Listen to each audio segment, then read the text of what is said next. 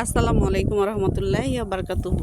ফেসবুকে কাজ করতে এসে প্রকৃতির সাথে আসলে আমার পরিচয়টা আবার নতুন করে হয়ে গেছে। চলে আসছি আপনাদের সাথে এই সেই নেচার এইগুলা ছোট ছোট দেখছিলাম না ওই যখন আসছিলাম এর আগে। এটা তিসি ফুল এই যে দেখেন হাওয়ায় কিভাবে দুলতেছে। তো আমিও হাওয়ায় ভেসে ভেসে আপনাদের সাথে সাজান দিছে। আমি একটু পরে কথা বলি ভিউটা নিয়ে।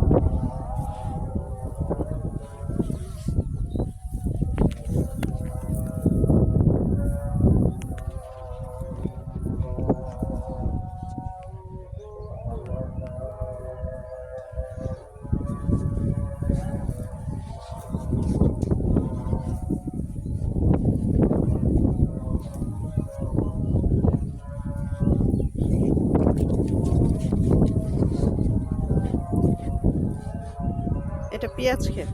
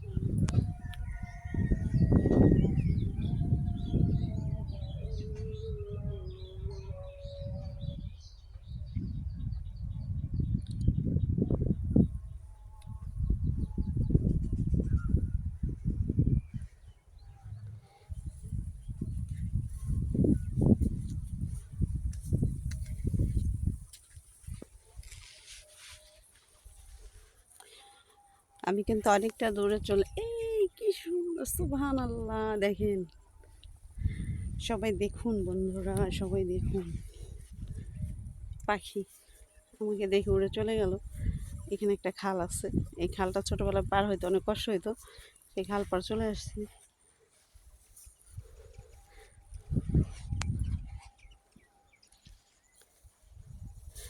এই খালটা পার হতে অনেক ছোটবেলায় তো এই খালটা পার হওয়া আমার জন্য খুবই মুশকিলের ছিল। কারণ এটা বেশ বড়, এটা খনন করা হয়েছে, এটা পুনর্খনন হয়েছে, এটা এত বড় ছিল না। তো আমার তো খুব ভালো লাগতেছে। কথা তো এমনি বলতে পারি অনেক, কিন্তু এখন আস্তে আস্তে কথা যেন কোথায় কমে যাচ্ছে। আমি তো নানা বাড়ির কাছে চলে যাইতেছি আপনাদের সাথে ভিউ নিতে নিতে। যাও এগুলো দেখানোর জন্য আসছি, যেহেতু আলহামদুলিল্লাহ আল্লাহ সুবহানাহু ওয়া তাআলা আজকে হুকুম করছে, চলে আসছি প্রকৃতির কাছে। প্রকৃতি দেখে আমাকে তো দেখাই প্রতিদিন। এই যে আমার কাছে যে এগুলো আসলে কী পরিমাণ ভালো লাগে আল্লাহ সুবহানাহু ওয়া তাআলা ছাড়া কারোর কাছে আমি বলতে পারবো না। আমি নেচার অনেক ভালোবাসি, অনেক ভালোবাসি। আর আমার মতো ঘরেও কেউ কিন্তু থাকতে পারে না। আমি কিন্তু দীর্ঘ ৮-৯ বছর একটানা একদম ঘরেই রয়েছি, কোথাও যাইনি। আল্লাহ সুবহানাহু ওয়া তাআলা যে এভাবে ফেসবুকে কাজ শুরু করব, এটা তো আমার কোনো প্ল্যানই ছিল না। আর এভাবে ফেসবুকে কাজ করতে এসে এখানে চলে আসবে। দেখেন আগ্রা গাছ, এগুলো এটা কিন্তু খুবই পুষ্টিকর একটা এবং স্বাস্থ্য সম্মত একটা ইয়া। আমি আজকে অনেক লং ভিডিও করব, বেশি রিলস অনেক কম দেবো। কি সুন্দর দেখছেন, দেখুন সবাই দেখুন বন্ধু। এরপরও দেখেন প্রকৃতি কি, বাংলাদেশের মানুষ যে এটা হচ্ছে এই যে তিসি হয়ে গেছে। কিন্তু আমি কিন্তু আজকে কোনো স্টিল ছবি নিচ্ছি না। দেখেন একটা ছবি মাদারীপুরে এরকম একটা পাতা ছাতার ছবির কত সুন্দর। এটা ধনিয়া ক্ষেত, ধনিয়া। আর ওইগুলো হচ্ছে তিসি হ্যাঁ। তো দেখি আরেকটু আগাই, আবার এখান দিয়ে ঝামেলাও আছে, সাপ পোপো থাকে। যেহেতু বর্ষাকাল না সেহেতু সমস্যা নেই। তো এই যে গ্রামে এসে ভিডিও করা কিন্তু অনেক বেশি আনন্দের, মজার। এই যে কথা বলতেছি কেউ নাই, আমার মাথার উপরে আমি ছাতা ধরে আছি। আপনারা দেখেন, এটা কিন্তু আমাকে অনেক আলহামদুলিল্লাহ নাজাত দান করতেছে। আমার ভিডিও মানুষ দেখবে না কেন? আমি দেখেন, আজকে যারা প্রবাসে আছে বা বাংলাদেশের গ্রামের বাড়ি ছেড়ে দূরে আছে, তারা দেখবে না কেন? কারণ এই যে নেচার, ঢাকা শহরে যারা আছে তাদের মন পড়ে থাকে এই গ্রামে। ঢাকার মানুষ তবু তো আসে দিনান্তে, হয়তো আমি হচ্ছে কম আসি।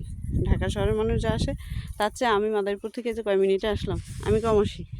বাট যারা প্রবাসে আছে তারা কেন মিস করবে না? দেখেন তো এই ভিউ, এই যে রান্না চড়াইছে, এখন ওই যে বিল্ডিং হয়েছে জায়গায় বে জায়গায়।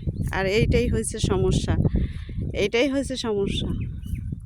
এই কারণেই আজকে কিন্তু আর একটু জোর দিয়ে আসা।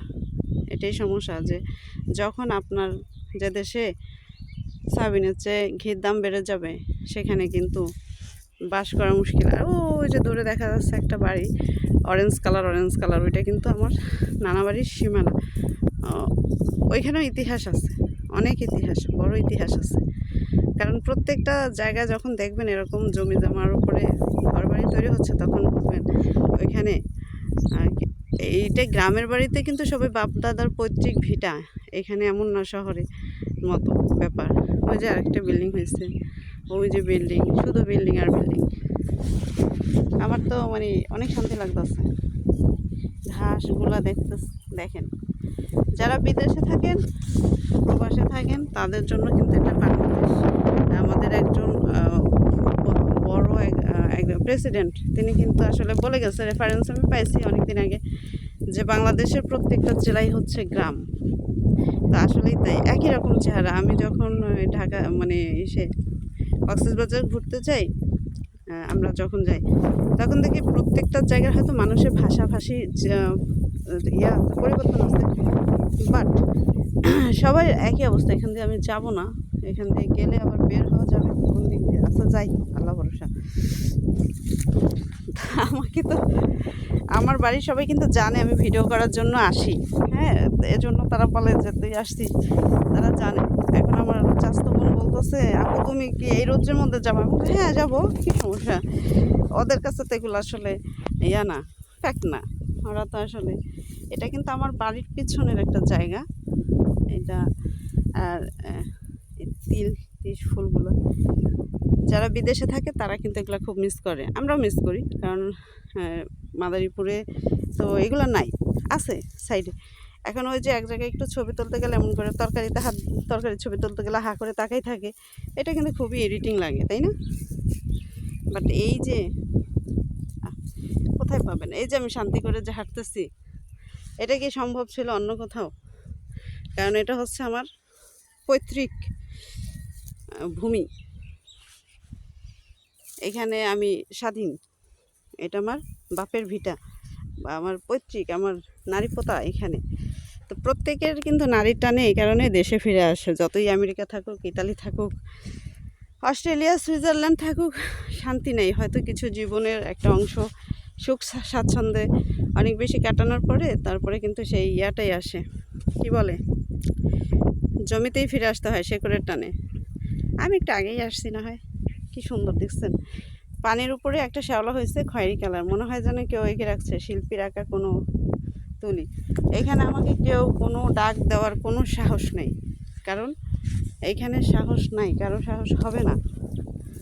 কারণ এটা হচ্ছে আমার পৈতৃক মানে কি বলে, গ্রামের বাড়ি, আমার নিজের ভূমি, এখানে সবাই সবার। তারপরেও দেখেন মানুষের এখন এত বেশি প্রতিহিংসা পরায়ণ হয়ে গেছে, যেগুলো আমি তো আসলে ফেসবুকে করতে পারবো না। এই পর্যন্ত রাখি, আমি কিছু স্টিল ছবি নেব, এগুলো আসলে তো আবার দ্বিতীয়বার এখানে আসা হবে না। আমি এরপরে নামাজ আদায় করব, নামাজ আদায় করি ইনশাল্লাহ, গোসল করি কিনা দেখি, নামাজ আদায় করতেই তো হবে যেহেতু রোজা আছি। তো সামনের ভূমিতে আবার চলে যাব। আমার ছাতা কিন্তু আমার সাথেই আছে, আমিও আছি, দেখি দেখেন আমাকে আজকে কেমন দেখাচ্ছে, এটা কিন্তু ফ্যাক্ট না। আমি বরাবরই অনেক সুন্দর দেখতে, আল্লাহ সুবহানাহু ওয়া তাআলা আমাকে বানাইছে। গম ক্ষেত। আচ্ছা আমি এখন ছবি তুলবো, সবাই অনেক ভালো থাকবেন। পড়ে গেলাম আর গুলুম পড়ে গেছে। আমার আমাকে সবাই খুঁজবে।